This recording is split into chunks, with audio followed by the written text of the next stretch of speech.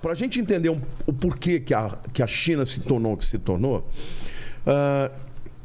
em 1945, Taiwan estava nas mãos do Japão. 45, final da Segunda Guerra. Final da Segunda Guerra. Quando o Japão se rendeu, Taiwan voltou para a mão da China continental. Só que a China continental estava em guerra civil desde o ano de 1927 até 1949. Tinham preocupações muito maiores para resolver internas. Sim. Tá. Em 1949, o Mao Tse-tung vence a guerra e o Chiang Kai-shek, que era o presidente da China continental nacionalista, de direita, ele foge com 2 milhões de pessoas, com a ajuda dos Estados Unidos, inclusive. Para onde? Para Taiwan, que fica a 200 quilômetros da China. Caramba. E a partir daí, o mundo inteiro, quando terminou a Segunda Guerra, as Nações Unidas, na verdade, a ONU foi criada ali e Taiwan tinha um assento no Conselho de Segurança. Sim. Até 1971.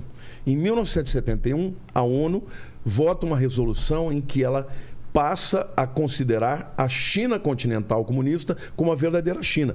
E Taiwan perde o status de nação. E os Estados Unidos, eles ficam... E aí Taiwan é o quê? Vira o quê? Não é nada. Na verdade, não é nada. Não é nada. É um Estado independente? É um Estado independente, mas não reconhecido. Não reconhecido. Existe um tratado desde a década de 50, em que, na verdade, era um tratado de um tratado de cooperação entre os Estados Unidos e Taiwan, justamente para oferecer esse suporte, essa proteção. Os Estados Unidos tirou na década de 70. Em 1979... É um jogo duplo ali, é um jogo de ambiguidade. Os americanos votaram no Congresso Nacional este apoio a Taiwan. Então, eles têm o que eles chamam de uma política de ambiguidade estratégica, porque eles estão junto com a ONU, não reconhecem Taiwan como nação, mas dizem que se a China invadir, eles vão ter que defender. Só que em 79, isso é importante, foi votado vamos dizer, esse acordo no Congresso americano, que se a China invadisse, eles iam ter que invadir e defender a China, a Taiwan.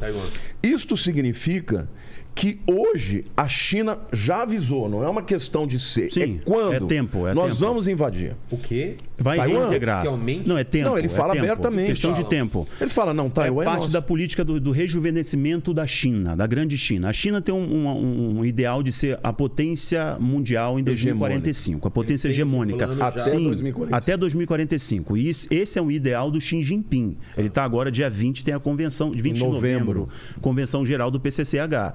E essa era uma das bandeiras do PCCH. E do próprio Xi Jinping, que criou uma sistemática política interna, eliminando os dissidentes para se manter no poder. Provavelmente ele vai para o terceiro mandato. Esse vai ser...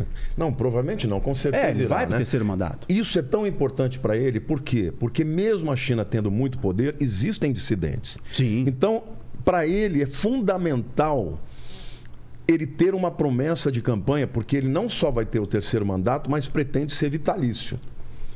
E para isso, o que ele está dizendo? Nós vamos tomar Taiwan. Ele já falou abertamente. Não é se, é quando. Agora, por que é tão importante que ele tome isso além da questão política? Então vamos lá. Digamos que ele tome Taiwan. Isso é muito importante, Vilela. Isso é muito grande. Aqui no Brasil a gente não tem a dimensão disso. Não, se ele tomar, os Estados Unidos vão ter que... Vai ter. Olha, só pra gente dimensionar. Deixa eu resgatar a história. Pelo acordo, tem que. Tem que. Olha, vamos pensar na história. Quando os Estados Unidos perderam o Vietnã, isso foi década de 70, foi? Década de 71, por aí, né? Perdeu o Vietnã, não foi isso? Por ali? 74. Bom, enfim. Eu não me lembro exatamente. O que veio na sequência? Esse é o jogo da geopolítica. Qual é a resposta que veio para o mundo? Lembrando, nós estamos falando aí do mundo bipolar, do mundo bipolarizado. Os Estados Unidos passou uma vergonha no Vietnã. Então, mas o que veio depois? Laos, Camboja, eurocomunismo, Etiópia, a derrubada do regime do Shah do Irã. Viu a consequência disso? Cair Taiwan é um problemão para o Japão, é um recado que você dá para a Nova Zelândia, um recado que você dá para o Indo-Pacífico, que é um acordo que tem dos Estados Unidos ali no Quad. Porque a posição é muito estratégica. O Japão fica desguarnecido. Inclusive, tem uma ilha ali que a China diz que pertence a Taiwan. Mas o Japão diz que é dele. Então, é importante que você olhe, se você olhar no mapa, pena que a gente não tem aqui. Não, o Paquito joga aí pra gente. Se você olhar no estreito ali de Taiwan, você tem o Japão você tem a Indonésia, você tem Taiwan, Filipinas, você tá tem tudo ali Filipinas. colado. Todas essas ilhas são aliadas dos Estados Unidos. Entendi. Então, hoje, a China, que anteriormente ela tem só uma barreira. Ela tem uma barreira. se os Estados Unidos quiserem, eles trancam a saída exato. da China. Exato. Eles não têm acesso ao mar. E hoje, com essa visão hegemônica que eles estão querendo trazer de volta a Rota da Seda por terra, mas eles precisam do mar, porque a mais de 60% de todas as commodities que a China vende é por mar. Então, tem a questão política, mas tem a questão econômica. Com certeza. Então, veja, quando Rússia luta com Ucrânia, e qual o discurso do Putin? A Ucrânia pertencia à Rússia.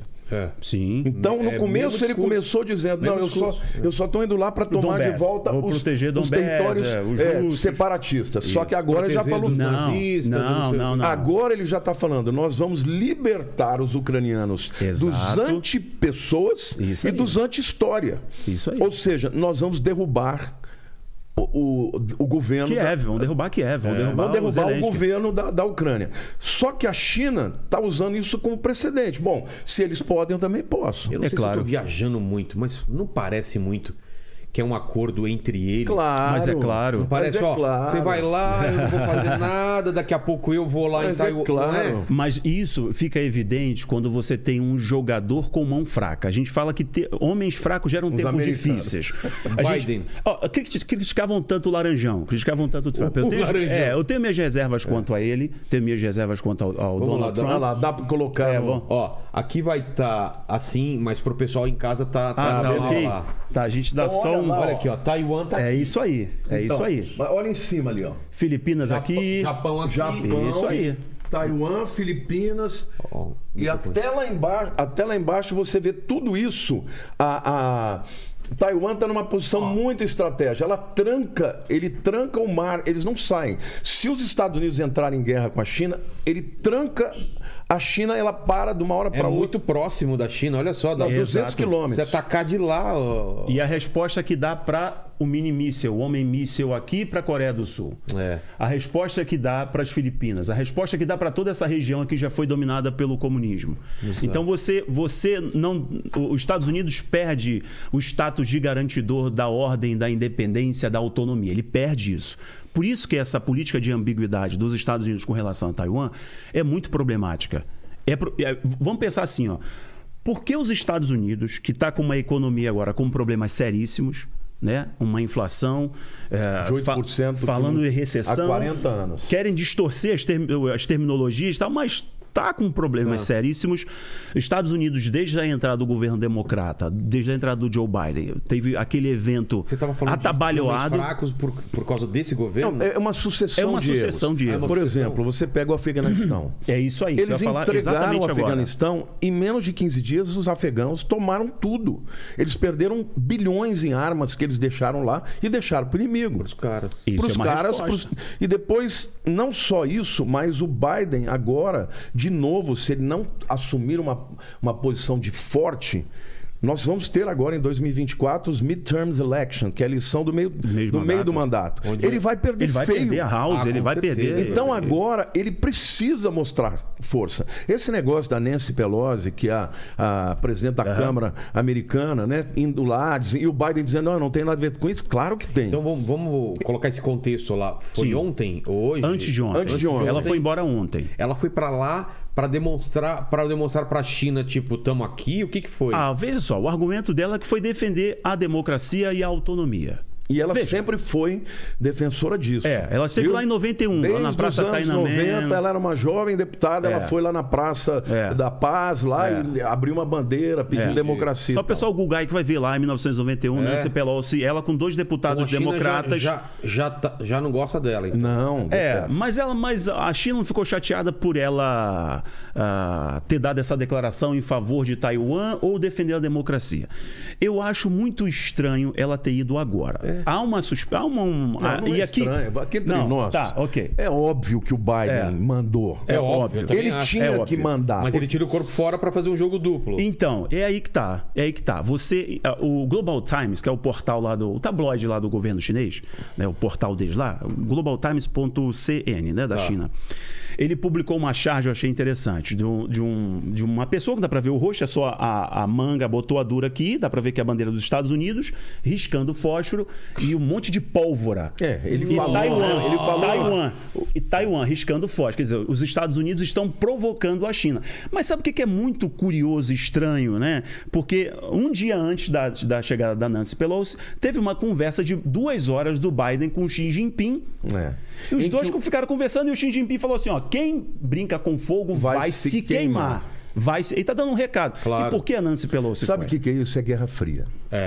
Então, na verdade, a Nancy Pelosi, que sempre foi aliada do Biden, ela foi amando dele. Só que o Biden disse para o Xi Jinping, eu não tenho nada a ver com isso, mas como nós somos uma nação democrática, eu não posso impedi-la. Mas isso não é verdade.